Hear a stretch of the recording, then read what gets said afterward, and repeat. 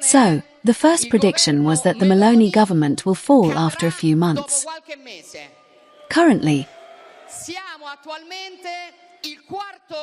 we are the fourth longest-lasting government in the history of Italy out of 68 governments of the Republican history.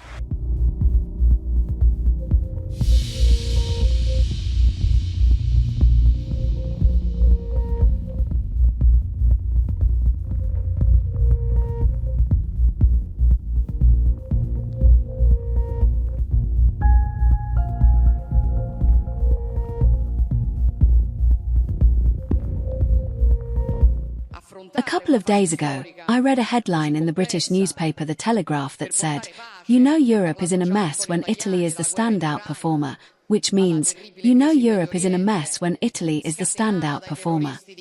Now, in this headline, one of many I could cite, there is a certain smugness that we have been accustomed to from our European partners.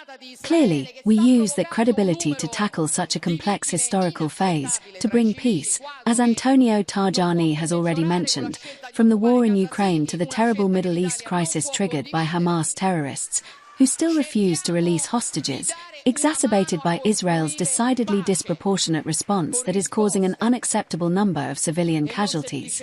A situation that can only worsen with the choice to occupy Gaza City, a choice that Italy cannot share.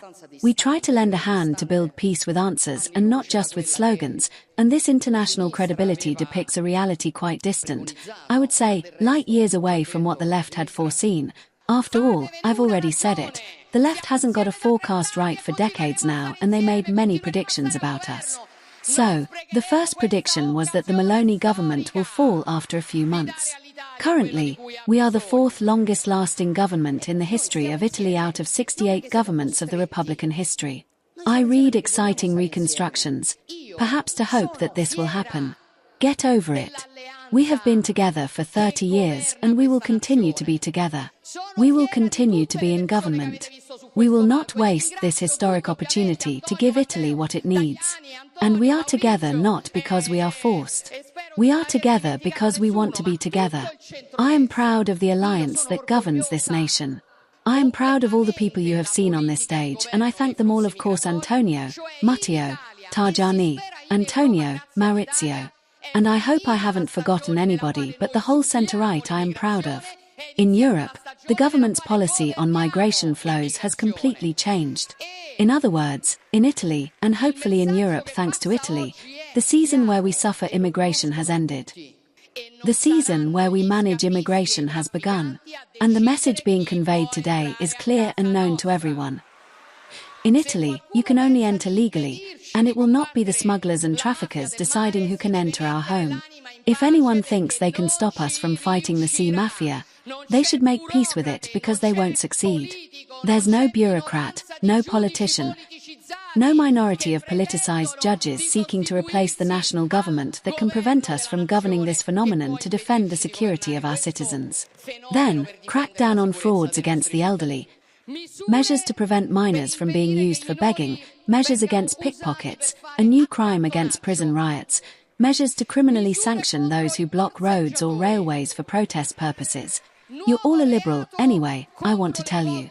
You're all very illiberal.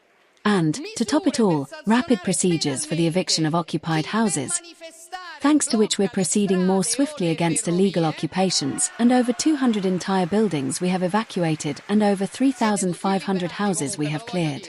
Because there's a difference here too between us and the left. I'm proud to be light years away from this idea of freedom. And I'm proud of those measures. And speaking of freedom, they accuse us here, too, of wanting to suppress dissent.